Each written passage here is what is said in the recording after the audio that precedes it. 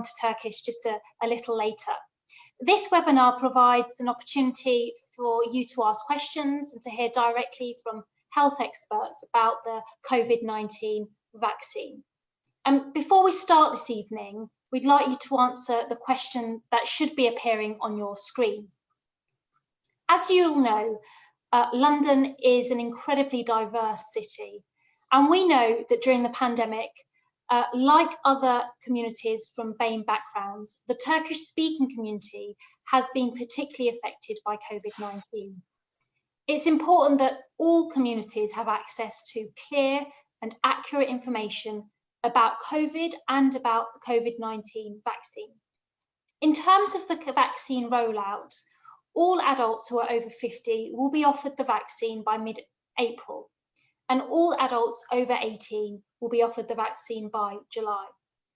If you're over the age of 60 or have a long-term health condition and you haven't had the vaccine yet, don't miss out. You should contact your GP to book your appointment.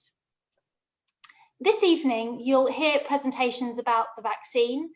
We're also very fortunate to have Professor Kevin Fenton with us. He'll deliver a short presentation. And any questions you'll have will be answered by a panel of experts. So we want to get the facts out there about the vaccine and encourage everybody to accept their appointment so that we can get back to normal as quickly as possible. So if you have any questions, please use the question function at the side of your screen, and we will make sure the questions are answered later, and any questions that we can't get to, we'll make sure the answers are put up on Enfield Council website. We also have a number of people with us this evening, including Councillor Joe Ejiofor, the leader of Enfield Council, and Mayor of Hackney, Philip Glanville is supporting this event. We also have Enfield North Member of Parliament, Ferial Clark, and we're all representing boroughs and constituencies with significant Turkish-speaking communities. We want to make sure that we're able to share clear and accurate information with you at this time, which I know many of you are worried about. I think I need to go on to slide 2 now, if that hasn't been put up already. But let me just give a little bit of information on where we are with the COVID vaccine. London has one of the largest populations in the UK with a Turkish-speaking community and communities. Many live in Enfield and Hackney and Haringey. And in Enfield, the average vaccine uptake is lower with the Turkish-speaking community compared to the overall vaccine uptake. While the majority of residents from Turkish-speaking backgrounds have and are accepting the vaccine, the data shows that the number of people accepting it from the Turkish-speaking community is lower than the average of the entire population in Enfield.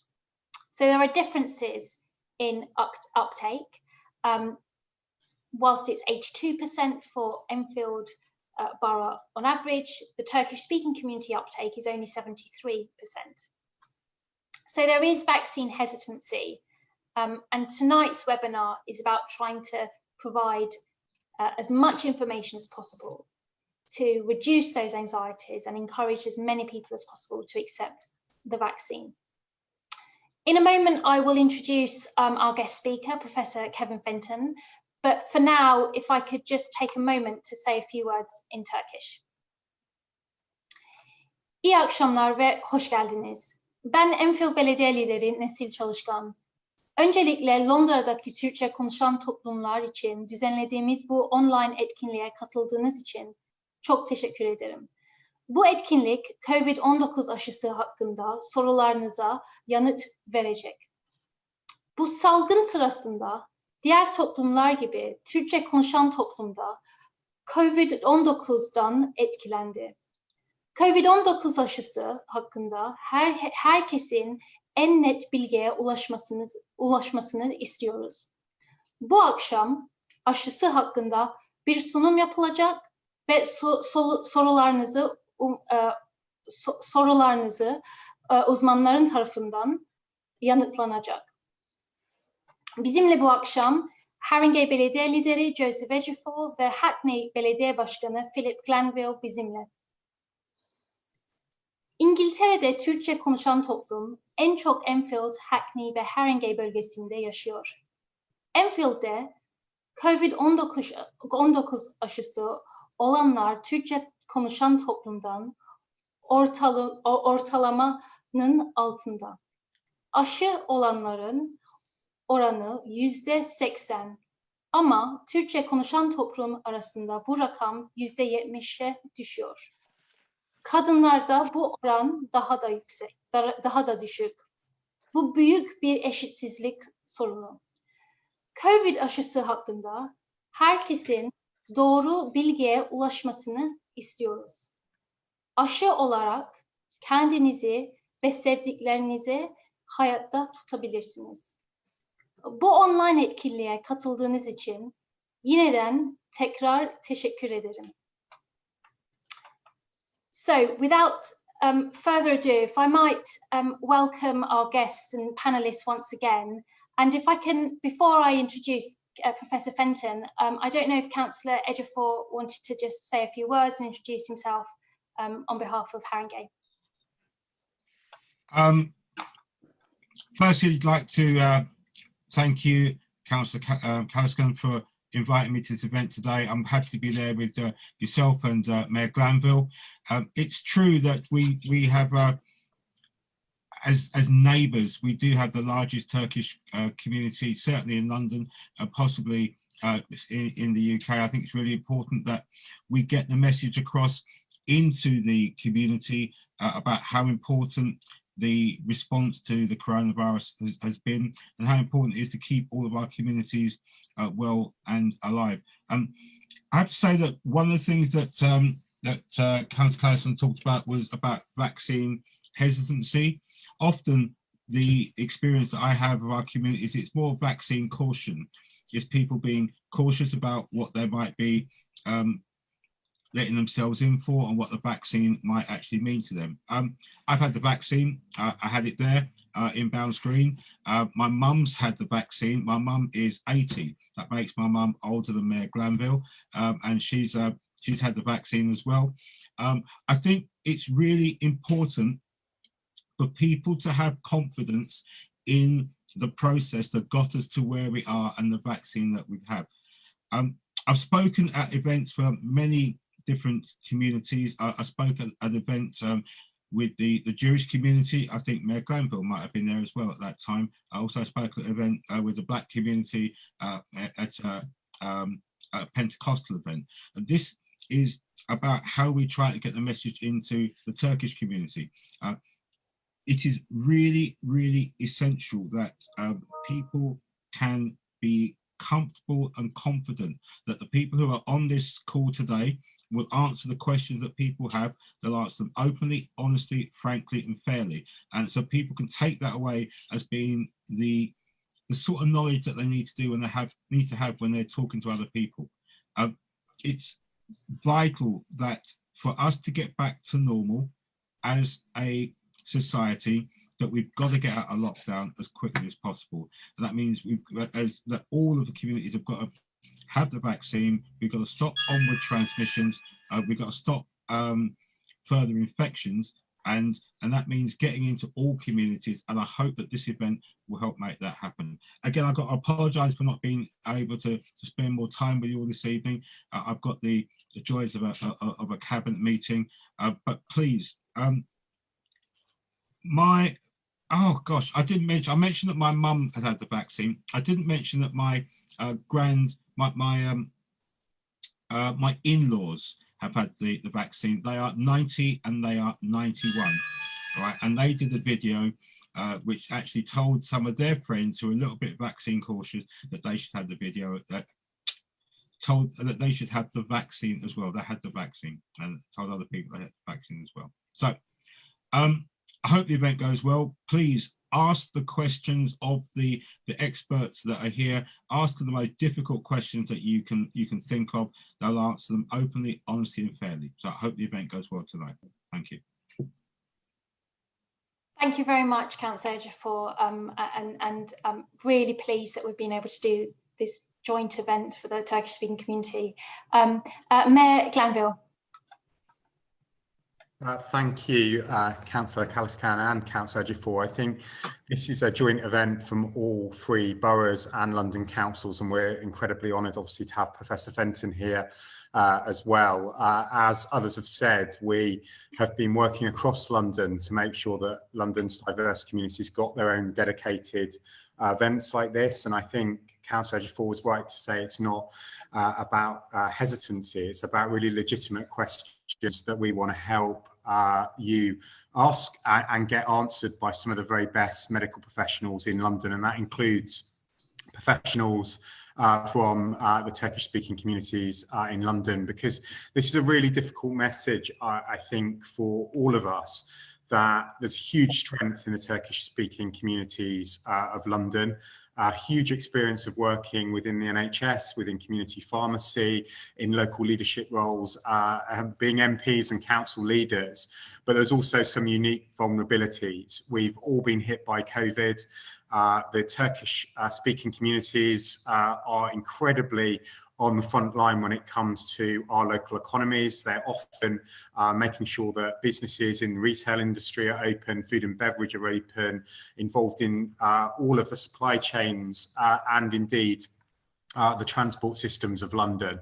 That in good times means we're celebrating the success of the community, and I miss the opportunities to celebrate that success, but it also has exposed the community to the virus in ways that we will understand. And also because I know what a tight-knit community it can be, there is a digital divide and people are cut off from their loved ones that often support them to access services, especially digitally or where English isn't the first language. So my message is that we're here to work with you. We're here to work together to make sure that those questions are answered around the vaccine, that we support people into getting the vaccine together, but also we recognise that there'll be other questions about schools, there'll be other questions about economic recovery and disproportionality that people are also concerned about, and I hope that they will also get an airing, and if they don't this evening, that we're able to answer those in the weeks and months ahead, because I know that having sat in on a call organised by Halkavi on Friday evening, a lot of the discussion was, you know, how do young people catch up? You know, how do we support people where English isn't the first language at home to make sure that they're getting the support they need to self-isolate if they do test positive for COVID? So I know all these questions swirl around, but obviously tonight is about vaccination, and we need to make sure no community in Haringey or Enfield falls behind, and that everyone gets the equality, not just of access, but the equality of actually getting the vaccine, because I also know that sometimes these locations aren't where people have been before, and they're a bit nervous about making that step to get the vaccine. But just thank the leadership on the call, and we're all here in solidarity to make sure that Turkish-speaking communities, Kurdish, Alawi, Cypriot and Turkish are supported as our fellow residents and neighbours. Thank you. Oh, thank you very much, Phil. I entirely agree with both leaders.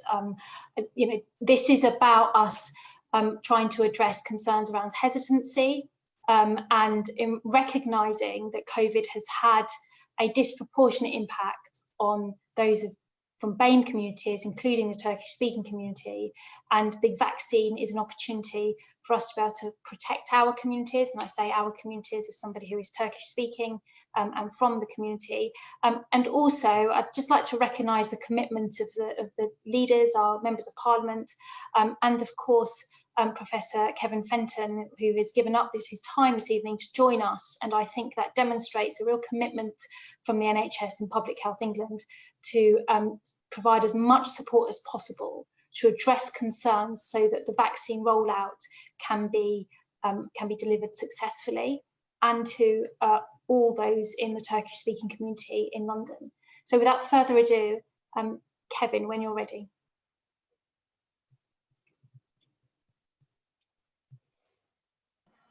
Thank you very much, Councillor Nessil, and good evening, everyone. It is a pleasure to be here with you this evening, because this is such an important time where we have new tools to help to prevent this infection and to bring this pandemic to an end. And now more than ever, we need all Londoners to come together to ask the difficult questions, but also make an informed choice about getting the vaccine.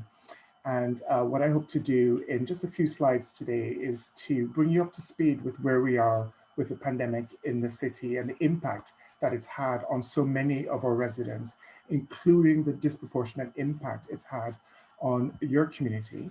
And then I'll also speak about some of the things that we're looking at in terms of why people may not be taking up the vaccine, but why the vaccine is also important as well. So we'll just cover these issues in preparation for the questions and discussion a bit later on. So in the first slide, next slide please, what I wanted to highlight is just the journey that we've been on over the last year with the impact of the pandemic on Londoners. And as we know, we've just finished the second wave of the pandemic within the city. And this first slide shows the number of deaths that we've experienced in the city over the past year among people who've died within 28 days of having a diagnosis. So if you could click on to the next, please. So just to summarize, in the city, we've had more than 700,000 people now who've been diagnosed with COVID over the past year. And by today's data, we have more than 17,000 people who've died from the disease. So the impact of the disease has been severe in London. It's been more severe in the United Kingdom. And as we are coming to the end of the second wave, now is a chance for us to both control the infection and then move forward together. And when we look at the boroughs in the city that have been worse affected, I've just highlighted some of the boroughs that have really taken the brunt of the pandemic. And you see here that boroughs such as Ealing and Enfield, Harrow, Havering, but also your boroughs as well have all been affected by the pandemic. So in parts of the city, in communities in the city, they've had a disproportionate impact. The next slide just highlights, however, the promise of what we now know about how to prevent COVID and why moving forward we have better tools and we're now better prepared to bring the pandemic to an end. So over the past year, we now know that we have a range of things that we need to do to prevent transmitting COVID, from good hand hygiene, washing our hands and avoid touching our face, from wearing facial coverings whenever we're outside, enclosed or crowded spaces, to ensure that we keep our surfaces clean to prevent transmission, to using the testing and tracing system if we're symptomatic and unwell to get tested for COVID, and to stay at home and to isolate from others if we are infected. We've learned more about protecting ourselves, especially in health and care settings, and the importance of social distancing. But I believe, next slide please, that we are now poised to build upon all of this, all of these tools we've learned in the last year with the most effective tool we have to protect ourselves, our families, and our communities, and that's the vaccine. Because all of the other things that we've been doing over the past year do not have the level of protection and effectiveness that the vaccine has. So even if we practiced everything that we now know, we wouldn't have the level of protection that the vaccine will provide us. And that is why thinking about the vaccine and taking up the offer of a vaccine is so important. Next slide, please. But let's just go through what I think are 6 key reasons why this is important for all of us to consider. The first is that the coronavirus is here to stay, right? So even though the levels of the disease are going down, there will still be virus circulating, and therefore the risk of acquiring the infection and having severe disease. We now know that if you become infected, you run a risk not only of dying from the disease, which is what we've been really concerned about, but we now know more about the long-term impacts of COVID and the condition called long COVID, which is people who have been infected with the disease, who develop long-term complications as a result of the infection. And this happens to both young people as well as older people. So anybody can get long COVID. So you really want to prevent that. We know that vaccines are much safer than actually getting the infection naturally. So I would much rather have 2 jabs on the shoulder, 2 small injections to get my vaccine, than to get the infection and have to deal with, being in bed, being off work, being hospitalized, or even worse outcomes. So the vaccine itself is safer than getting COVID. We know that all 3 vaccines which are available currently in the country are effective against severe disease and preventing death. And we're seeing the impact now across the city of fewer deaths, especially in the groups that are vaccinated. So the power of the vaccines are already beginning to have an impact on London and Londoners. We also know that the vaccine protects you, and it can protect others as well, because the vaccine is effective and more data are becoming available in reducing the transmission of the virus to others. So therefore, not only are you protecting yourself when you take the vaccine, but you're also helping to protect those around you. And those community benefits are important. And finally, remember that we're at a time where not many countries have a vaccine. It is a real privilege for us to be having it in the UK, and for the government to be rolling it out to all our communities to prevent the harm that the vaccine has caused. And so, thinking about what we do to support both our communities and those abroad will be important. Finally, in the last slide, I just wanted to show a diagram that really talks about why people sometimes may not want to get the vaccine.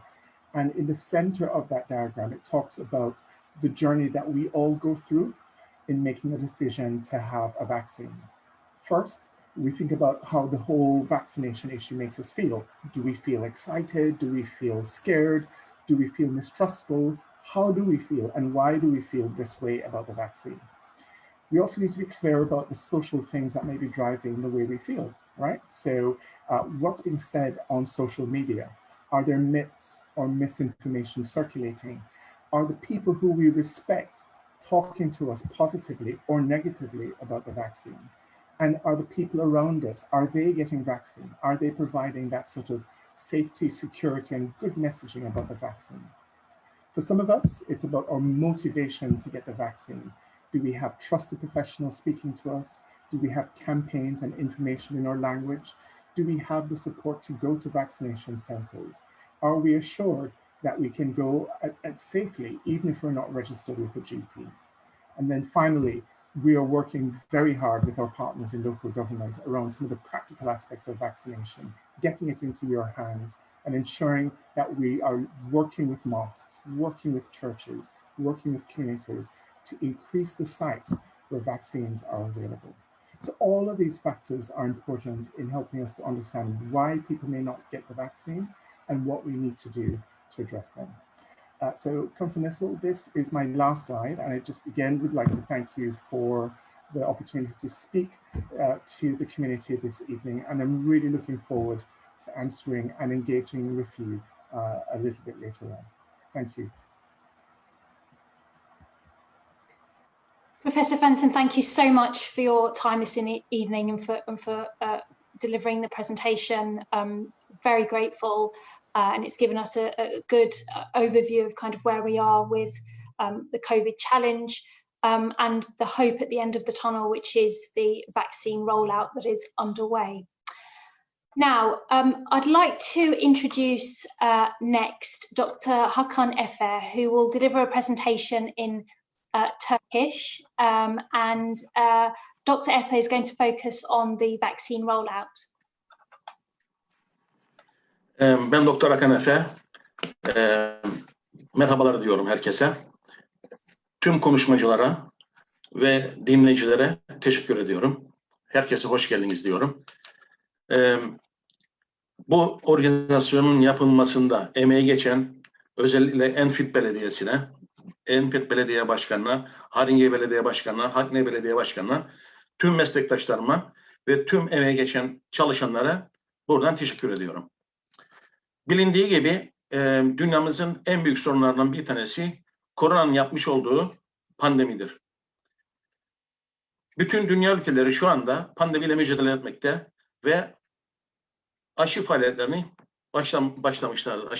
başlamışlardır.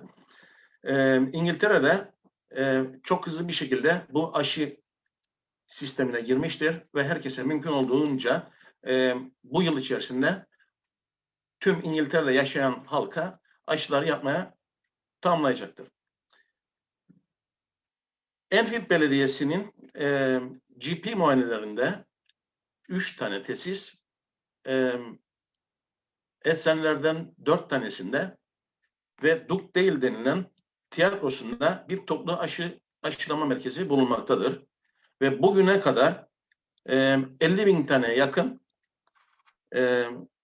Enfield sakinine ilk doz aşısı yapılmıştır. Ve bu daha çok katlamalı bir şekilde gidecektir. Aşılama ve bağışıklama ortak komitesi ölümleri azaltmak ve bulaşmayı engellemek amacıyla en çok önceliği yaşlılara vermiştir. Çünkü bildiğiniz gibi yaşlarda immün sistem daha düşüktür. Bu aşı nasıl çalışır? Bilindiği gibi koronavirüsle ilgili bu COVID-19 aşısı 21. yüzyılın en modern bir aşısıdır. Laboratuvar ortamında hızlı bir şekilde hazırlanıp gerekli komut bu aşı içerisine konduktan sonra, aşı yapıldıktan sonra hızlı bir şekilde mRNA dediğimiz messenger RNA hücre sitoplazmasındaki ribozomlara gidip bu haberi iletiyor. Bu haber iletildikten sonra ribozomlar spike protein dediğimiz özel bir protein çıkarıyor ve proteinler vücuda yayıldıktan sonra vücudumuzda antikorlar oluşuyor ve bu antikorlar bizi koruyor. Fakat şunu belirtmek gerekir ki aşı yapmak hastalığı geçirmekten daha iyidir. Aşı her zaman koruyucu bir faktördür. İlk aşıyı yapılacağı zaman GP muayenelerinden ve aşı referans merkezlerinden mektup, mesaj veya telefon gelmektedir. Bu gelen çağrı üzerine randevularımızı ayarlayıp en yakın bize uygun olan, bize belirtilmiş olan aşı merkezine giderek orada bu aşıları yaptıracağız. Yalnız bu aşıları yapmaya giderken tabii maskemizi koyacağız. En az 15 dakika önce aşı merkezinin önünde hazır bulunmalıyız. Aşı merkezlerinde kesinlikle hijyene dikkat edilmektedir. Oraya giderken maskemizi takacağız demiştim. El hijyene dikkat edeceğiz. Orada el hijyeni için gerekli malzemeler bulunmaktadır. Orada sağlık personeli de tüm titizlikle temizliği, hijyeni sağlamaktadırlar. Oraya gittiğimiz zaman oradaki sağlık personeli bize özellikle bayanlara hamilelikle ilgili sorular sorabilir, süt verip vermedikleri ilgili sorular sorabilir veya herhangi bir alerjik durumunuz var mı yok mu diye sorular sorabilecekler. Biz bu sorulara hazır gidersek zaman kaybı da olmamış olur. Aşı basit bir şeydir. Kolunuza deltoid kasına yapılıyor. Bu aşı yapıldıktan sonra oradaki görevliler sizi 15 dakika orada dinlendiriyor. Gözlem altında tutuyor. Bunun 15 dakika sürmesinin en büyük nedeni de %1, binde bir, milyonda bir bile olsa bir alerjik reaksiyon olsa bile ki bu bugüne kadar yapılan aşılarda hiç görülmemiştir. Bunu koruyucu amaçla size orada 15 dakika misafir edeceklerdir. İkinci aşı da birinci aşıdan 24 hafta sonra olmaktadır. Bu aşı yapıldıktan sonra ikinci aşı için de size yine bir çağrı gelecektir. Bu çağrıya birinci aşıdaki olduğu gibi yine uymamız gerekiyor. Aşı yapıldıktan sonra lokal bir hassasiyet, lokal bir ağrı, lokal bir kaşıntı, hafif bir vücutta ateş olabilir. Bunu pek ciddiye almamak lazım. Kaşımamamız lazım. Üzerine su gitmemesi lazım. Bunlara dikkat etmeliyiz. Aşı yaptıktan sonra ben aşı yaptım artık bana koronavirüsü enfeksiyon yapmayacaktır, bana bulaşmayacak deyip de tedbiri elden bırakmamamız lazım. Çünkü aşıların %100 kesin bir garantisi yoktur. Belirli oranlarda bir koruyucu etkinliği vardır. Bu korona ile ilgili her zaman kesinlikle önleyici korumaya dikkat etmemiz lazım. Özellikle el hijyenine dikkat etmemiz lazım. Maskemizi takmamız lazım. Sosyal mesafeye dikkat etmemiz lazım. Kalabalık yerlere girmememiz lazım. Bulunduğumuz ortamları havalandırmamız lazım. Herhangi birimizin ateşi, soğuk algınlığı, öksürüğü, nefes darlığı gibi semptomlar olursa hemen en yakın bir sağlık kabinine, sağlıkla ilgili bir hastaneye ve kliniğe müracaat etmemizde yararı var. Öksürdüğümüz zaman dirseğimizin içine öksürmemiz lazım veya bir mendil içine öksürmemiz lazım. Su ve sabunun olmadığı zamanlarda cebimizde %70'lik bazlı alkollü dezenfektanlar olması lazım. Bunlara kesinlikle dikkat etmemiz lazım. İmmün sistemimizi her zaman güçlü tutmamız lazım. İmmün sistemimizi güçlü tutabilmemiz için sigara içiyorsak, alkol içiyorsak bunları mümkün olduğunca kesmemiz lazım. Mümkün olduğunca C ve D vitamini almamız lazım. Günlük beslememize, özellikle organik beslememize dikkat etmemiz lazım. Uykularımızı düzenli almamız lazım. Aile içindeki mutluluğa dikkat etmemiz lazım. Her zaman pozitif düşünmemiz lazım. Bunlara dikkat edersek her zaman immün sistemimiz güçlü olacaktır. Dinlediğiniz için teşekkür ederim. Eğer başka sorularınız olursa yine onları cevaplandırabiliriz. Benden sonraki konuşmacıya sıramı veriyorum. Teşekkür ederim. Doktor Efe, çok teşekkür ederiz zaman verdiğiniz için bu akşam. Now, I'm going to encourage everybody to please do continue to submit your questions. We've got some coming through already. We've got a bit more time before we open up to our panel members to answer some of those questions. And at this point, if I could introduce and welcome our Member of Parliament, Ferial Clark, Member of Parliament for Enfield North. Ferial, I don't know if you wanted to say a few words now, and then we will go on to questions. Thank you, Nez. And it's a great pleasure to follow up from Dr. Efe.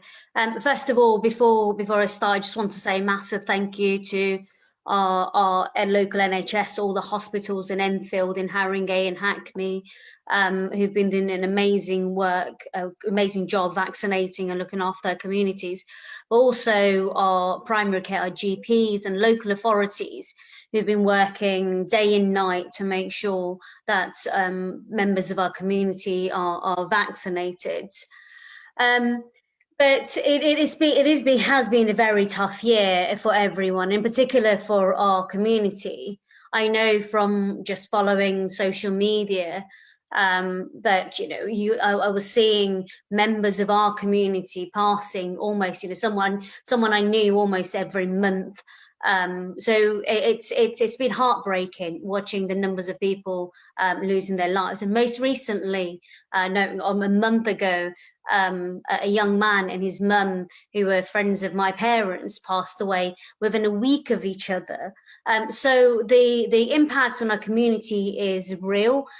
We all know many people who've lost their lives to COVID. So yes, the vaccine for us is the light at the end of the tunnel that we've all been waiting for. So it's imperative for our community to actually get vaccinated. But we do know that there are barriers. We are aware of the barriers for our communities. We know that many of our communities lived in deprived areas, so there's an access issue. We know there are language barriers. There is a digital divide. I was talking to community members the other day who said they'd visited some elderly people to drop off some food and asked them about whether they'd had their vaccine, and said they hadn't been contacted. But when they looked into their phone, there were several messages sat in their phone. So that digital divide, the language barrier, is a real issue. But of course, the worst of all for me is people refusing to take the vaccine because of the misinformation out there, which I'm hoping our experts and the doctor who just spoke has been dispelling some of that information. So we don't have the luxury. The vaccine is our best chance to avoid getting seriously ill and dying from COVID. And we need to make sure, our community needs to make sure that it does everything it can to book a vaccine slot and get the vaccine soon. It is imperative, because when the lockdown is lifted and people start mixing, your risk of getting sick will increase. That's why it's really, really important that we book a vaccine slot and get it done. If there are questions, if you have any queries, any questions, please do ask those today. We've got the council leaders, we've got experts, we've got local GPs here to answer your questions. But I am really heartened by all the work that is happening. There is a long way to go for us in these 3 boroughs, because our community is one of the lowest. So in parts of my constituency, there are the uptake for over 65-year-olds amongst the Turkish-speaking communities is pretty low, in their 50s. So it is really, really important that if you have any questions, please ask us, let us clarify. And if you need any support, please do contact us, raise it today, and we'll endeavour to answer those questions. Thank you, Nez. Thank you very much, and thank you for joining us this evening. Right, so we have a number of colleagues and experts and NHS doctors who have very kindly joined the panel this evening. I'm going to hand over to Dr. Fulya, who will introduce the panel and help field some of the questions.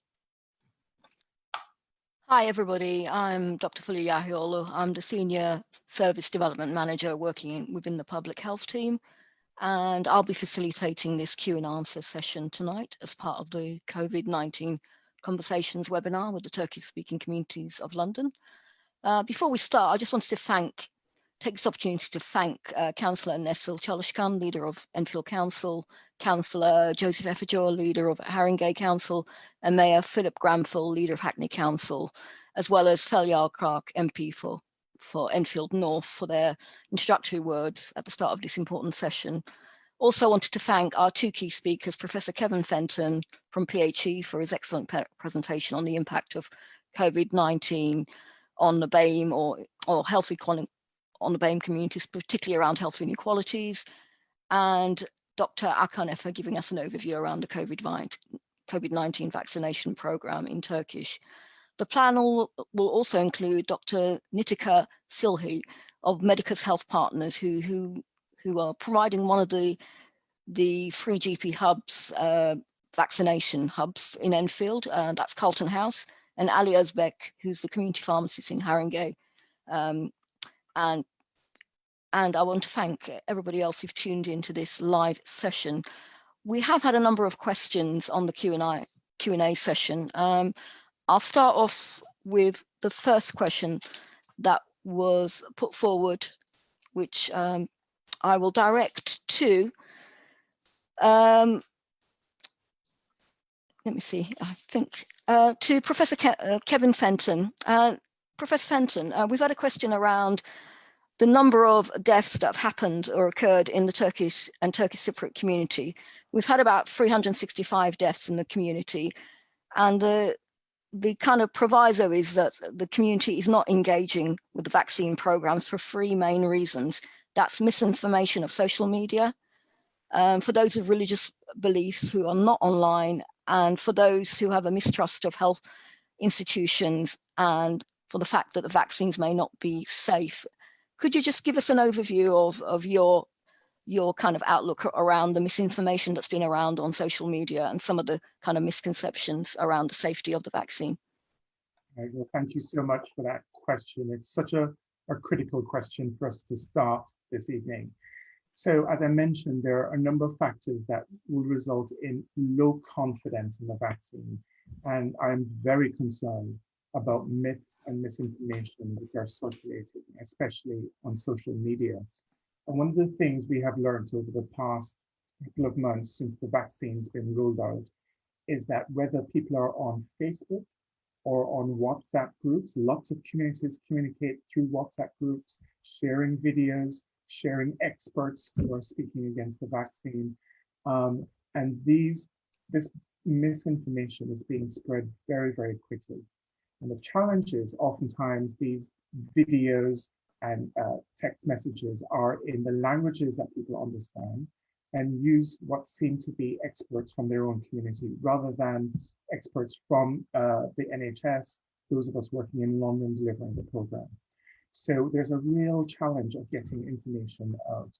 And I think this is really preventing some people, especially those who may be at risk, from getting the vaccine. So what do we do about it?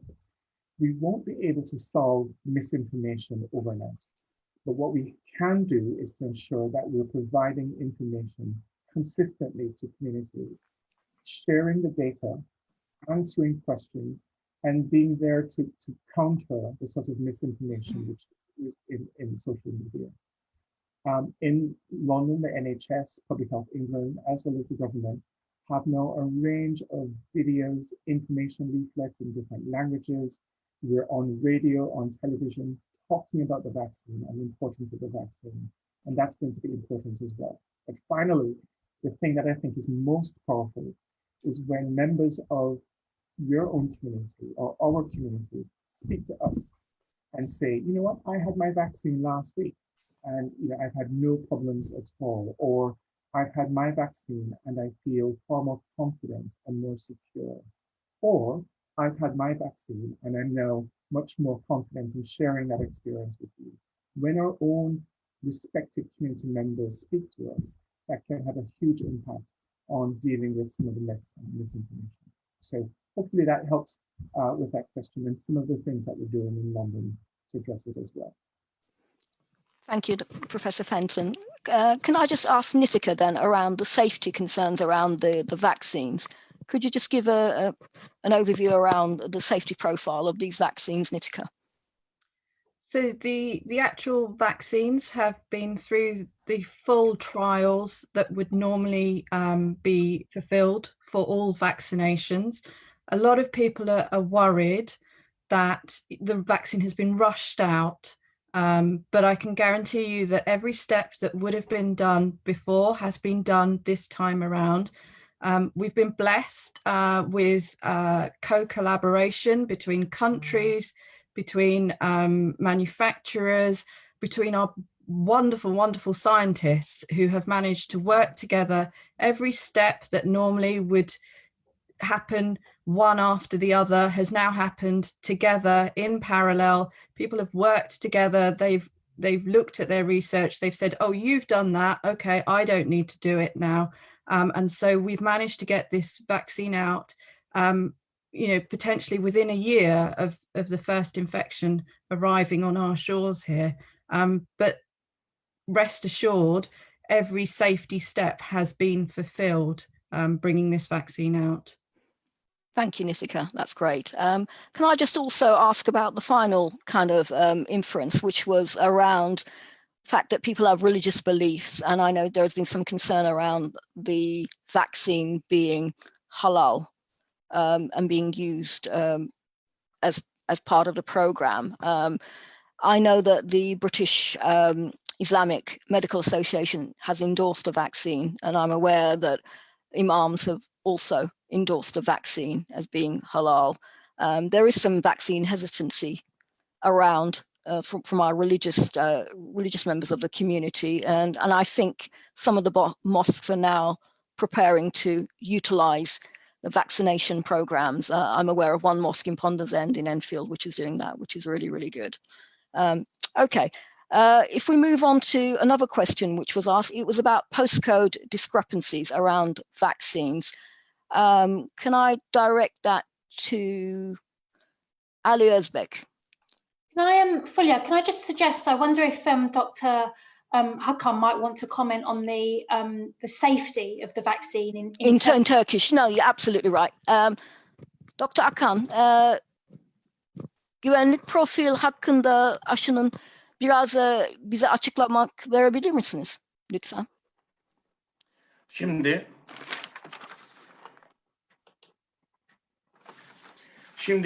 Pfizer-BioNTech firmasının güvenliğe etkisi %95'tir. Moderna Amerikan firmasının etkinliği %94,5'tur. Oxford Üniversitesi'nin AstraZeneca ile yaptığı İngiltere'deki aşının etkinliği de %70'in üzerindedir. Tamam. O zaman şey olarak yan etkileri neler oluyor? Yani Şimdi, bir açıklama yapabilir misiniz? Tabii her hasta normalde aşı yapıldıktan sonra lokal bir hassasiyet olur, lokal bir kızarıklık olur, kaşıntı olabilir, hafif bir ateş olabilir hastalar aşı yapılanlarda. Yani diğer aşılarda görülen hafif yan etkiler bu aşılarda görülebiliyor. Yani çok böyle anafilaktik bir reaksiyon, alerjik bir reaksiyon, kötü yan etkiler görüldüğü belirtilmemiştir. Tamam. Teşekkür ederiz. Rica ederim.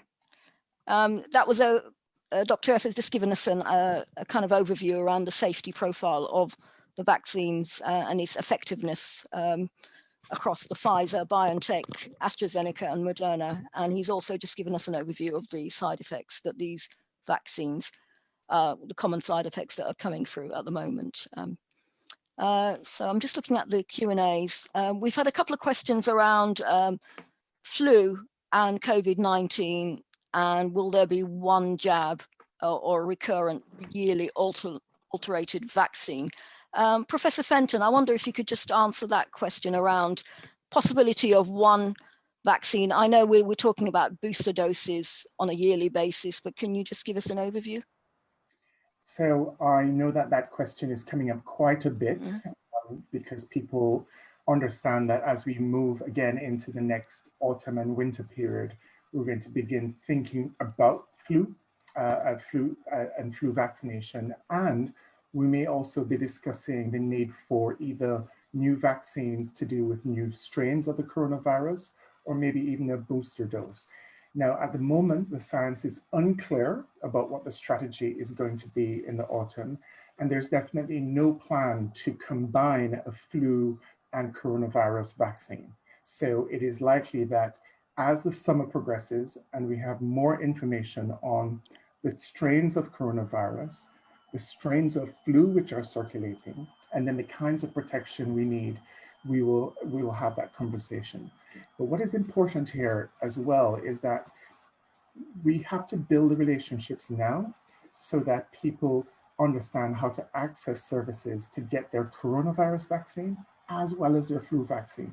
So all of the work we're doing here will help us to improve access, improve uptake, and improve confidence and trust in the system. And that will make us even better prepared for the winter. Thank you, Professor Fenton. And I think that's one of the questions or kind of comments raised within the Q and answer session around, not just around hesitancy, but a potential influence around language barrier or lack of knowledge of systems in the UK, particularly for those who've been here from low-income families and for those who've been here for quite a while, whose English is still their second language. So if we move on to the next question, just having a look. We've got a question about, we've been advised that GP services will launch an app to provide proof of vaccination. And there's a query around some elders may not be able to access such technical devices or those with disabilities. Will they have alternatives? I don't know who to direct this at, but I will. Hello, sorry. I can answer it if you want me to. Yeah, Ali Özbek, yeah, if you could, please. Thank you. First of all, I would like to thank to Haringey, Enfield and Hackney Council for organizing such an important event and giving a lot of information to our people and our communities. I would like to thank to you all, whoever put effort in this. Let me say in Turkish that people can understand. The language barrier is main things in our community that they cannot. Yesterday I was on one of the local radio. People are asking, how can I go and making a booking? All those kind of things. I will say this in Turkish. Many thanks. İyi akşamlar herkese. Burada sorulan sorularda Türkçe olarak cevap vermemizin sebebi şuydu. Çünkü bizim toplumumuzda İngilizceyi anlamakta zorlanıyorlar. Yalnız sorduğunuz soruya ilişkin şu cevabı verebilirim. Burada Londra'daki bütün community center'lar kendi aralarında bir organize yapmışlar. Bunlar ihtiyacı olan dil bariyerinde sorun yaşayanlar, booking yapmakta sorun yaşayanlar, Ayrıca gidip gelmede dahi bu community center'ler diyorlar biz hasta kişiyi ya da aşı olmak isteyen kişiyi alırız götürürüz, aşılarını yaptırırız, geri de evlerine getirebiliriz. Yani eskortluk bile yapabilecek community center'lerimiz, bu konuda onlara da teşekkür ediyorum huzurunuzda. Bunu yapacaklarını da dün radyoda ilan ettiler. Demokratik Güç Birliği adı altındaki bu sivil toplum kuruluşları hepsi bu konuda toplumumuza yardımcı olacaklarını söylediler. Key worker'lar için hatta dün ben radyo programındayken bile 2 tanesinin aşı randevusunu ben aldım kendilerine. Bu konuda yardımcı olacak olan kurumlarımız vardır. Aşı konusunda da insanlarımız korkmasın. Aşı vücuda giren dışarıdaki bir organizmanın sizin vücudunuzun onu tanımasına yardımcı olacaktır. Bu anlamıyla aşı çok çok önemlidir. İnsanlarımız şunu karıştırıyorlar. I'm sorry if I'm speaking a bit fast and taking time. Bizim toplumumuzda şunu karıştırıyorlar. Aşı tedavi etmez. Aşı ilaç değildir ki başınız ağrıyor, içtiniz ya da iğnenizi yaptınız, baş ağrı kesilsin. Aşı yaptırıyorsunuz, vücudunuz dışarıda vücuda girebilecek olan herhangi bir yabancı mikroorganizmayı tanıyor ve onunla savaşarak onun yenmesine sebep oluyor. Aşının side effectlerini doktor arkadaşlar anlattılar. Yani yan etkilerini anlattılar. O arada hiç kimse aşıyla şu ana kadar yapılan milyonlarca aşı yapıldı. Aşının side effectlerine, hayatını kaybedene biz daha rastlamadık. Bu konuda korkmasınlar. Yaşlı insanlarımız özellikle 65 yaşının üzerinde verilen rakamlara göre %28 civarında 65 yaşının üzeri ve Enfield'de yaşayan toplumumuzun aşı yaptırmaması çok büyük bir oranı teşkil etmektedir. Bu konuda korkmasınlar. Herkes gitsin aşısını yaptırsın. Sorulacak sorulara da cevap vermeye hazırım. Teşekkür ederim. Saygılar sunuyorum. Thank you very much. Çok teşekkürler. Thank you, Ali Özbek. That's great. One of the recurring questions that are coming up is around the Pfizer vaccine. Around is it safe? There's been some reported press around some people. I think there was a death reported, not in this country but abroad, around the Pfizer, and there's been some issues around AstraZeneca as well. Can I ask Nitika to answer that question, and I'll direct the question again to Dr. Akanefe in Turkish. You repeat the question, please? Yeah, it's around the Pfizer vaccine, again, around safety. There's been some issues around Pfizer as well as AstraZeneca. There's been some deaths reported, I believe, abroad, and people are just concerned, is it safe to take? Okay, so so far in this country, we've given well over 20 million doses of both AstraZeneca and Pfizer. We've not had any deaths so far, touch wood.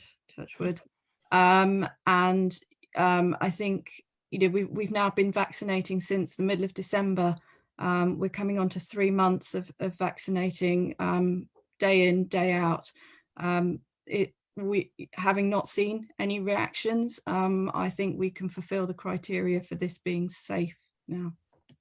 Fulya, if I might add, you know, we have had, I think it's over 100,000 people die from COVID in this country now. Yeah. We know that the Turkish speaking community has been really badly impacted. You know, some of those who are on this call and sending in messages and questions have rightly pointed out that, you know, hundreds and hundreds of Turkish speaking individuals have lost their lives. And the reality is the vaccine is the best thing we have available to keep ourselves safe as individuals, but also our community. And I think, you know, the doctors on this call have rightly pointed out the safety measures in trialing the vaccines. The length of time is more about communities, of countries, of organisations, the private and public sector working together to be able to speed up the delivery of a safe vaccine, and that's a good thing. And I think we should feel confident in being able to accept that vaccine. It is the best line of defence we have. and it would be an error for people to think it would be better not to have the vaccine. So if I could just add my voice and just encourage everyone to accept when they are offered the vaccine. It keeps you safe, it will help keep our communities safe, and it will mean that we can get back to normal as quickly as possible. And I'm sure actually Dr. Hakan might want to comment again on the safety of the vaccine, just to provide some assurances, because medical professionals providing confidence is far more effective than politicians. Thank you, Councillor Çalışkan. Dr. Hakan Efe, soruyu duydunuz mu? Tekrarlayayım mı Türkçeyle? Hello? Dr. Efe? Yes, dinliyorum. Soruyu tekrar sorular. Bazı seyircilerimiz yani bu Pfizer BioNTech aşı hakkında bu güvenlik soruları soruyorlar. Güvenli mi? Yani bazı haberler duydular. Yani İngiltere dışından bazı reaksiyonlar oldular. Onun için tekrarlarsan bize yani bu güvenlik profillerini bu aşılar hakkında lütfen. Şimdi tüm aşılar Ali Özbek Bey'in söylediği gibi tedavi edici değildir, koruyucudur. Vücudumuza herhangi bir tablet bile alsak, herhangi bir ilaç bile alsak midemize dokunabilir, idrar yollarımıza, böbreklerimize dokunabilir, alerji yapabilir, yan etkiler olabiliyor. Her ilacın yan etkisi vardır. İlacın bile yan etkisi olmasa ilaçların üzerindeki kimyasallara bağlı yan etkiler olabiliyor. Tabii bazen bu aşılar yapıldıktan sonra bazı hastalarda bazı reaksiyonlar olabilmiştir ama hastaları incelediğimiz zaman bakıyoruz ki diyabeti var, tansiyonu var, kronik rahatsızlığı var. Bazı ilaçlar almış, orada aşı yapılan personel belirtmemiş. Tabii yan reaksiyonlar olabiliyor. Ama böyle gözle görülüyor, çok yüksek bir yan etki görülmemiştir. Bazı sansasyonlara da inanmamak lazım. İnternette dolaşan çok böyle spekülasyonlar vardır.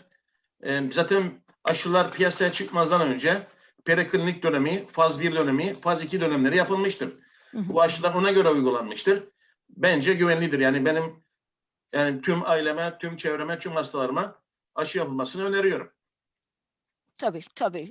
Yalnız şurada şunu belirtmek isteyeyim ki bir aşı yapıldıktan sonra 28 günden sonra antikorlar daha çok ortaya çıkmaya başlar ve etkinlik oranı, profil ikinci aşıdan sonra daha fazla olur. Birinci dozla ikinci doz arasındaki aşı zamanını kaçırmamak lazım. Bunu düzeltmek istiyorum. 12 haftadır. Tekrardan belirteyim.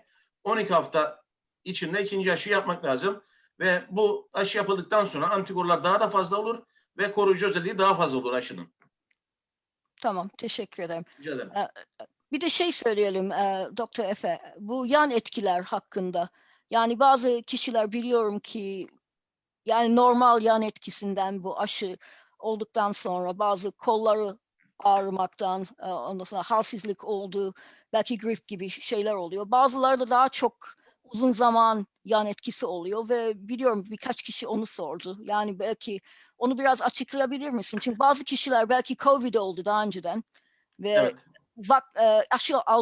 Aşıyı aldıktan sonra belki yan etkileri biraz daha fazla oldu. Onu biraz daha açıklayabilir misiniz? Tabii. Şimdi COVID geçiren hastalardan gözlemlediğim kadarıyla COVID'den sonra belirli hastalarda belirli semptomlar ortaya çıkıyor. Çin'de COVID geçiren, hastaneye yatmış olan hastalardan taburcu olanları 6 ay izlemişler ve 6 aydan sonra COVID geçiren bu hastalarda baş dönmesi, kusmalar, uykusuzluk, eklem ağrıları olduğu ortaya çıkmıştır. Şimdi İngiltere'de aşı yapıp, İngiltere'de COVID'i geçirip aşı yapan hastalarda da özellikle eklem ağrısı olanlardaki ağrılar biraz böyle yükselebiliyor. Baş dönmeleri olabiliyor. Ciltlerde biraz alerjik, kaşıntılı reaksiyonlar olabiliyor. Eklem ağrıları daha çok gördüm açıkçası, onu da belirteyim. Ama böyle ciddi bir hayati fonksiyonu kötüleştirecek bir olguya rastlamadım. Ama Covid geçirmiş, aşıyı yapmış, ikinci kez tekrardan Covid'e yakalanıp hastaneye yatırılmış olan hastalar vardır. Bunu kesinlikle belirtmem lazım. Onun için aşıyı yaptıktan sonra kesinlikle hijyene, sosyal mesafeye, korunmaya, beslenmemize dikkat etmemiz gerekiyor. Tabii, tabii. Bir de mesafe tutmayı, maske takmayı. Sosyal mesafeye, maskeye dikkat etmemiz lazım. İnsanlarla fazla kalabalıklı durma. Evet. Ve bulunduğumuz ortamı devamlı havalandırmamız lazım. Yani ben aşı yaptım, bana bir şey olmaz dememek lazım. Hakikaten az da olsa yan etkiler olabiliyor ama böyle hastanelik, acil hastaneye gidecek yan etkileri görmedim. Ama daha önce başka bir rahatsızlığı vardır, aşı yapmıştır. Üzerine denk gelmiş olabilir. Onu aşıdan sonra oldum diye böyle iletenler de olabiliyor. Ama teferruatlı bir araştırma yaptıktan sonra gerçekten daha önce bazı şikayetleri olduğu, bazı semptomları olduğu ortaya çıkabiliyor. Tabii, çok teşekkürler. I think it's a really important point that Dr. Efe made about the second vaccine. And I wondered, Dr. Nikita, if you wouldn't mind commenting on the importance of patients turning up for their second dose, because I know that we have concerns that there may be a drop off in the number of people attending for their appointment. So yes, thank you. The vaccine isn't fully effective until you've had both doses. Currently, those doses are 11 to 12 weeks apart. And I appreciate that people may take one and then something may happen, but it is very important to still go and have that second dose, because you're not fully protected until you've had that second dose. And residents and patients will be contacted directly, won't they, for that second appointment? So so I can speak about Enfield. If you are receiving your vaccination at the Council Dugdale Centre, then they will automatically book you in for your second appointment in 12 weeks' time. If you are receiving your vaccine at one of the 3 GP sites, Carlton House, Winchmore Hill, Edmonton, then the surgeries will contact you again in 10 to 11 weeks' time to book you in for that 12-week appointment. Can I just ask as well, I don't think it's been asked by any of the viewers on this webinar, Nikita, while you're on, around the fact that if someone has had COVID before, you would strongly advise them to get vaccinated again. Absolutely. Having COVID does not protect you in the future from having COVID of a different variety. Again, we are now starting to see that the immunity, so the protection that you receive from having had COVID infection, will only last you a few months at the most. The vaccination will provide you with protection for a lot longer than that. So it is very important, even if you have had the infection, to then go along and receive the vaccination still. And I believe it's 28 days post your COVID positive test. So yes, the safest time to take the vaccination if you have had a COVID infection is to wait 28 days and to wait until you have no further symptoms. Brilliant, thank you. Another question that's been asked is around the variants of concern and mutations. As we know, viruses mutate constantly. That's their link to survival. Can I ask members of the panel, particularly Professor Fenton, around variants of concern, and then I'll direct the question again to Dr. Hakan Efe in Turkish. So thank you. We are concerned about the mutations which occur in the virus, and mutations which can either make the virus more transmissible, so much more contagious and more likely to spread, or vaccines that, or viruses that have an impact on the severity of the disease, or for example, variants or mutations that can result in the vaccine being less effective. So those variants or mutations in the virus can have effects on any aspect of the response to the coronavirus. The good news is that we are actively testing people who test positive with the coronavirus in London to look for the variants. And at the moment, the level of variants and the numbers of variants that we have across the city remains very low. But we need to be vigilant. especially as we are returning to schools and beginning to open up again.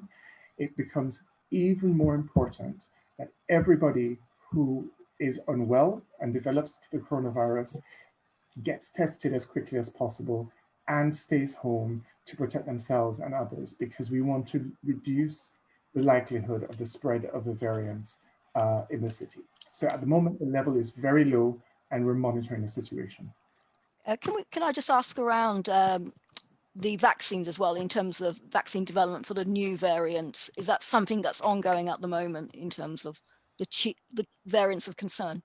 Yeah, so what's really exciting is that not only have the manufacturers of the vaccine been able to work really hard to develop the vaccines in a quick and safe way so that we're now being able to deliver it, but they're constantly testing the vaccine and the level of protection of the vaccine against these new strains.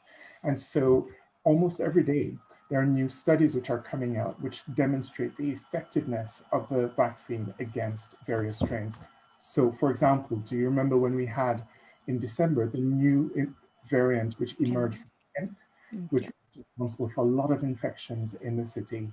We now are confident that the vaccines that we're delivering are effective against that strain. As we have the South African variant in the city, we now are getting more data about the effectiveness of the vaccines to them.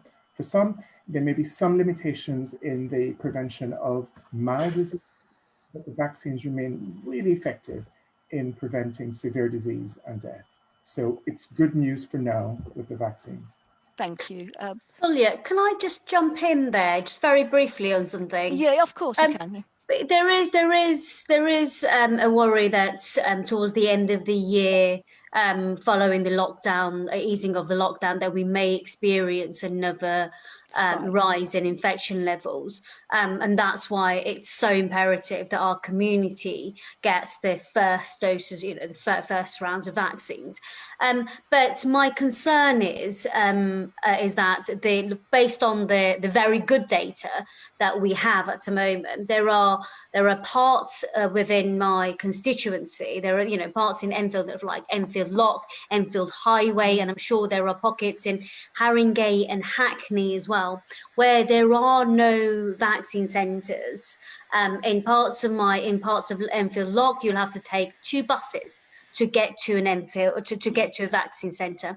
So in addition to the language barrier, the digital divide, access is an issue.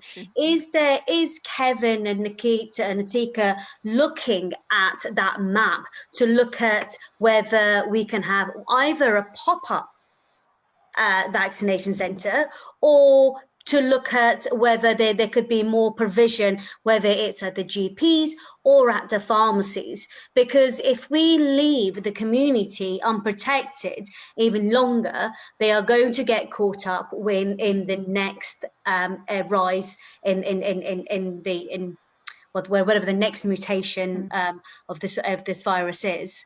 So is there a plan? I'll start from the perspective of PHE and NHS in London and our work nationally. So I can say, yes, there is definitely a plan, because the approach that we used for the most vulnerable cohorts will need to be adjusted based on the lessons that we're learning. And we're learning that, yes, it's good to have access in some of these large vaccination sites, hospitals, and GP practices. But for London, and for our communities, we need to go further, and we need to go to those places where our communities feel comfortable, have access to, and venues that are easy to access for our communities, given what we know about London. So in this next phase, I'm working with the NHS to see what more can we do in pharmacy provision, working with faith communities. We're going to need to work with community organizations to do pop-up sites. And we need to think about really promoting access at GPs as well. You do not need an NHS number. You do not need to be registered with a GP. You can go to GP practice, register, and ask for your vaccine if you're eligible to get one. And it's really important that we get those messages across. Can I just translate that? Yeah, just to make sure. Şimdi bizim toplum içerisinde mahalle doktorlarıyla GP'ye yazılmamış olan birçok yüzlerce kişi var. Ve aşı olmak için hani bir mahalle doktoru GP ile yazılmış olman gerekmiyor. Herhangi size en yakın GP'ye gidip o gün yazılıp aşınızı isteyebilirsiniz. Hani bu özellikle GP yazılmamış olan insanlar için çok çok önemli. Çünkü bazı bölgelerde, bizim toplumun çoğunlukta yaşadığı bölgelerde ya eczane yani aşıyı veren eczane ya da mahalle doktoru olmayabilir. Ama size en yakın olan bölgeye gidip yazılıp o gün ve aşınızı isteyebilirsiniz. That's great. It's probably worth me also saying, and I don't feel might want to comment too, as alongside the vaccine rollout, which is happening, we also have test centres across London. You know, I know in Enfield we have 6 lateral flow test centres. I know they'll exist elsewhere. And, you know, we're very clear that the delivery of the tests are equally as important, because it will help us track if there is any rise in the number of you know, outbreaks or new variants. So I mean, Phil might want to comment too, just to provide some assurances to Hackney residents that they'll remain, won't they? Yeah, I think all of us have worked really hard to get stable testing close to our communities, and my big message week in, week out, I'm still coming into the town hall to work because I can't work from home. There will be hundreds, if not thousands, of members of the Turkish-speaking community from across North East London that, as I said in my intro, are in shops. I know one of my corner shops, it's the same 3 men working in there day and night. They need to be out there using our lateral flow testing to keep themselves, their families and each other safe. We know that they're having to go out there and work. They know they're providing for their families. And I think all of us now have 3 or 4, maybe even 5 in our borough. It's free, they're easy to book, there's no stigma, there's no other information provided to any other, you know, part of the government system that people might be worried about. And you get your results texted to you within an hour. I happened within 20 minutes today. I just really emphasize that, as you've said, Nez. I think it's so vitally important to as we work to roll out the vaccine for younger age groups, because the disease is still out there. It still can be fatal, and we need to protect each other as we move out of lockdown and through the phases of the roadmap. I completely agree with Ferial that we need to ensure that we've got those pop-up vaccine centres coming. I know there's a big expansion of community pharmacy coming, certainly in Hackney. It's really important, but I don't think everyone's aware when they get the letter that actually there are local options available through the national booking system into community pharmacy that may be closer than Westfield or Excel when it comes to Hackney and some of those other sites. But I think we also need community organisations that I know on this call to come talk to us about if they would like to do pop-ups, put pressure on us to do that, and then we can talk to Kevin and his colleagues to make those things happen. I think and we've had some really good examples. I know they'll exist elsewhere in Haringey and Hackney too. No, in Enfield, I think somebody already mentioned the Nikita. I think it was your surgery that delivered the pop-up in one of our local mosques. We've had 2 in a local mosque. We've also had 1 in a community centre. We are looking to host another one in a local church. The areas that Ferial mentioned actually are, they've been highlighted to us by our council colleagues. This is a huge effort of everybody working together. This is not just the NHS by itself. We've had so much input from our community members, from our council members, from Public Health England. This is a huge group effort of learning the knowledge, learning from our communities. Events such as this provide us with the information that we need to be able to focus our efforts. You know, the areas that Ferial mentioned have actually got local pharmacies providing the vaccination in those areas. We will be doing pop-ups along the east side of Enfield, and I'm sure also, you know, in the areas of Hackney and Haringey as well.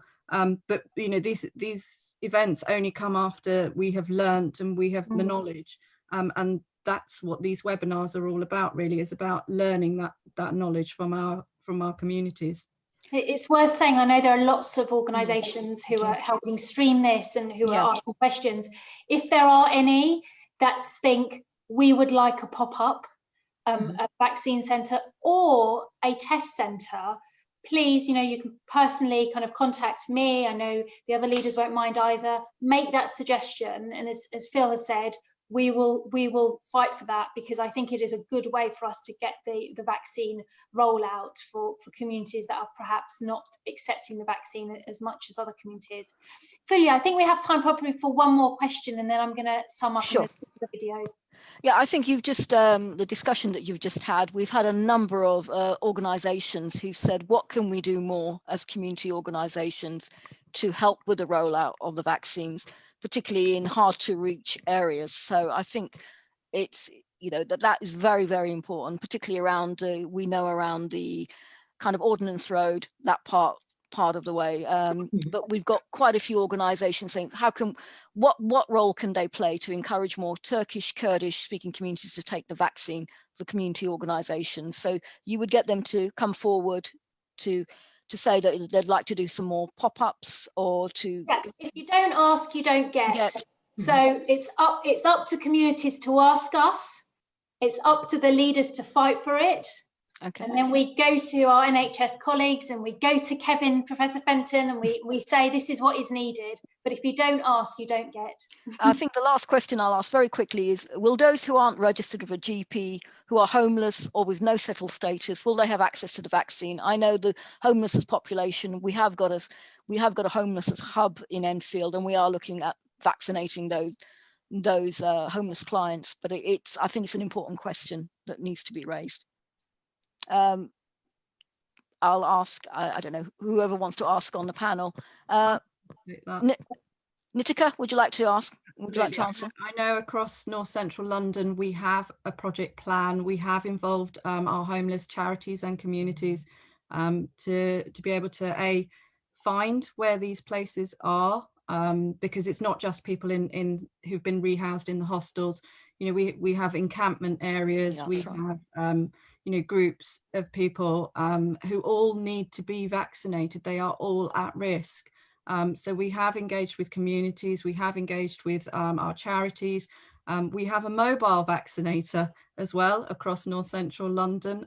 So these are communities that have been highlighted to us, again, via webinars such as this, and that we are hoping to try and protect as well. Brilliant. Thank you so much. Right, I think that's sort of bringing us to I think, sorry, Nessa, I think Mayor Glanfield wants to say something. Sorry, I know that there are strict rules about how the vaccine is being rolled out. What I know that happened in Hackney, North East London, was really identifying those that were homeless and vulnerable as clinically vulnerable. There was a good piece of work done locally through our CCG to make sure that that was a group that we could target. We also have the advantage of a GP practice in the greenhouse that works specifically with our homeless population and rough sleepers and single homeless. So we work with them, we work with the local CCG, and we're really kind of proactive in making sure that we did some of that outreach that Nikita was describing. So I think everyone is really cognizant of this, and also making sure that people are really reassured around immigration status not being a barrier to accessing the vaccine. Thank you. Can I ask a question? Hello?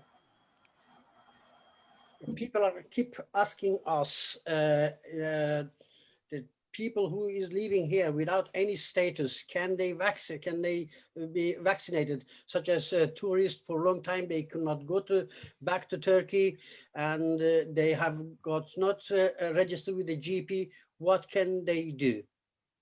That's the question was keeping asking me on radio yesterday. So I think we can confirm that if you're not registered with a GP, you can just go to your closest GP and say, I need the vaccine, so I need to register with you. And then for those who have no recourse to public funds, I think there are, and as others have said, those who are homeless, there are programs that are being rolled out in parallel to make sure that the vaccine is available. I think it will take some time, and also it is complicated, more complicated, because those individuals are not registered within a system. But there is a programme, and the most important message is that everybody is eligible, because we need to be able to get the vaccine to everyone to be able to protect us all. I think we've probably come towards the end, and if I could just take just a few seconds just to firstly thank everybody who's joined us, who's watched from across London, from what is a very diverse Turkish-speaking community in our city, incredibly diverse, both in ethnicity and generationally, and we hope that it has been helpful to you. To panel members and colleagues from the NHS and from Public Health England and other leaders and health professionals, very grateful for your time. Again, I hope collectively we've been able to provide those who are watching some assurances. And I guess the key messages from us has been to recognise that the Turkish-speaking community has been disproportionately affected by COVID. You just have to look at some of the stats around the deaths. That the vaccine that is now available, all of the vaccines that are available, whichever one you are offered, is the best line of defence that we have to keep ourselves protected and our communities. And also, hopefully, we've been able to give you some assurances that the vaccine is safe. My family members I've wanted them to accept the vaccine, the biggest confidence, I guess the greatest confidence I can give people when they ask that question is to say that I couldn't wait for my grandparents to be offered the vaccine. So thank you again to everybody. There are FAQs available on the Enfield Council website. I know other similar materials are available on council websites across London, and we will very happy to answer any follow-up questions if those who are watching want to email us. And my final remark is just to emphasise the very many community groups that have helped us publicise this event. If you would like us to advocate a test centre or a mobile vaccination centre, please just get in touch, let us know, and we will, as a local authorities, and I know with NHS colleagues, do everything we can to be able to make that happen in the coming weeks. I made an application. I hope I will get it. And just my side is across the road, a big vaccination center. I made an application. I hope I will get it. Great. Ali is a great example of if you don't ask, you don't get. So thank you very much, everyone. And there is a poll that's appeared on the screen. We'd be really grateful if you could answer it. Have a good evening.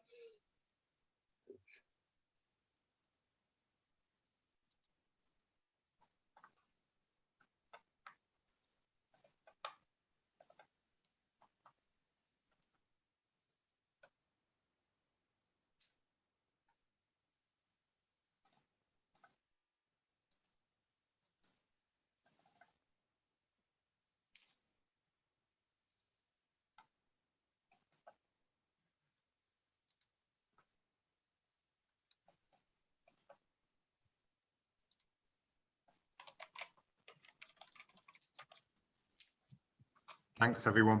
Take care. Thank you very much. Professor Fenton, thank you so much. You're very, very generous with your time. We're really grateful. Well, absolutely. It's been fantastic being here with you all. And thanks to all the colleagues who participated as well. It's a great conversation. Thank you. Thank you. Take care, everyone. Bye-bye.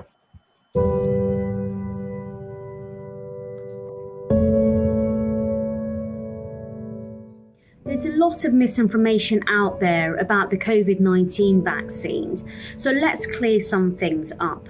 All available COVID-19 vaccines are safe for everyone. They have been rigorously tested and declared safe by scientists and doctors around the world. Already, many people have received their first dose of the vaccine, which is being rolled out by the NHS. It's fantastic news. If you haven't had your vaccine yet, don't worry, you will be contacted by the NHS or by your GP to book an appointment. And when you are contacted, it's really important that you go and you get your vaccine. The vaccine is safe and it will give you the best available protection against coronavirus. Some people will be persuaded not to take the vaccine as a result of your comments. And that could potentially lead to more deaths in our community. There are lots of questions, legitimate ones, and lots of conspiracy theories flying around. The world's leading scientists have worked on this vaccine. But I think that we do collectively as a community need to look to the scientists in our community and trust what they have to say. Vaccines are safe. We've had extensive research to prove that they're safe. The efficacy is there, the research is there. Koronavirüs aşısını olmanızı öneririm. Ama yine de kurallara uyarak ve virüse karşı korunmaya devam etmelisiniz. Alerjiniz veya kronik bir hastalığınız varsa mutlaka doktorunuza danışınız. Aşı olmak size zarar vermez. Sizi ve sevdiklerinizi hastalıktan korur. Aşı olmaktan korkmayınız. Daha sağlıklı ve güvenli bir yaşam için lütfen aşı olunuz. We've witnessed hundreds of our community people falling victim to COVID-19. We need to ensure that we look after our loved ones. We cannot afford any more deaths from COVID-19. And please make sure your loved ones are kept safe at all time. And yes, to the vaccine. I lost both parents to COVID-19. If they had the vaccine, they may have still been here today. I had mine on February the 13th, just over a week ago, and I've had no side effects whatsoever. I felt absolutely fine. Just a bit of a sore arm, but that's it. You'll get a text or a letter or a phone call from the hospital or your GP. So please do take it up. Don't be afraid. It's very important that you have this done. The process is simple. You'll be contacted and given a vaccination appointment. Once you attend the vaccination centre, you'll be asked to report to reception, where details will be taken from you. You'll be asked a few further questions around your health. You'll be given a vaccine. Vaccines are administered in your arm. After the vaccine is given, you'll be asked to wait for 15 minutes to ensure that you are well. The process is then complete, and you'll be contacted for your second jab in up to 3 months' time. Aşılarınızı yaptırınız. COVID-19'e karşı güvenli ve etkilidir. Aşılar hayat kurtarmaya yardımcı olur ve ailenizi de korur.